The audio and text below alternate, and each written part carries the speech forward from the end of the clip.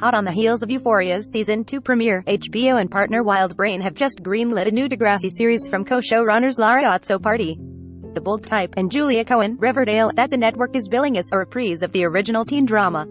Like the original Degrassi, which explored the tumultuous lives of Canadian youths, the new show will focus on a group of high schoolers from Toronto who are all on different journeys of self-discovery. Unlike its predecessors, there have been 5 Degrassi series to date, which all featured half-hour episodes. The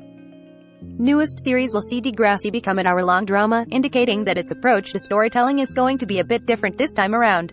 While Degrassi technically kept on chugging for a few years after The Next Generation came to an end in 2015, the franchise simply wasn't the same, and in time, newer shows like Riverdale and Euphoria have come along to fill the teen drama-shaped voids in people's souls.